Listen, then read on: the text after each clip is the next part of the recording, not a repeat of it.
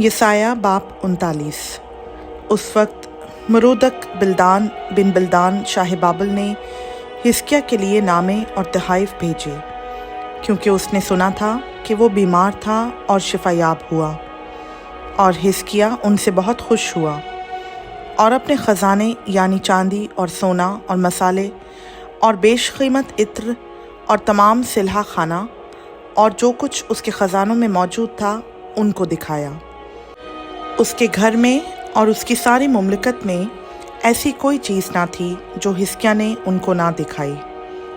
तब यसाया नबी ने हिस्किया बादशाह के पास आकर उससे कहा कि ये लोग क्या कहते थे और ये कहाँ से तेरे पास आए। हिस्किया ने जवाब दिया कि ये एक दूर के मुल्क यानी बाबल से मेरे पास आए हैं। तब उसने पूछा कि उन्होंने तेरे घर में क्या क्या देखा। हिस्किया ने जवाब दिया, सब कुछ जो मेरे घर में है उन्होंने देखा। मेरे ख़जानों में ऐसी कोई चीज़ नहीं जो मैंने उनको दिखाई ना हो। तब यसाया ने हिस्किया से कहा, रब्बुल फ़ाज का कलाम सुन ले। देख वो दिन आते हैं कि सब कुछ जो तेरे घर में है और जो कुछ तेरे बाप दादा ने आज के दिन तक जमा करके रखा है बाबल को ले जाएंगे।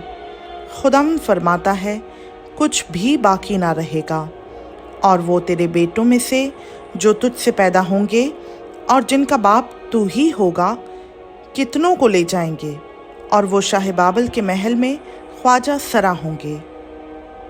तब हिस्किया ने यसाया से कहा, खुदाम का कलाम जो तूने सुनाया भला है।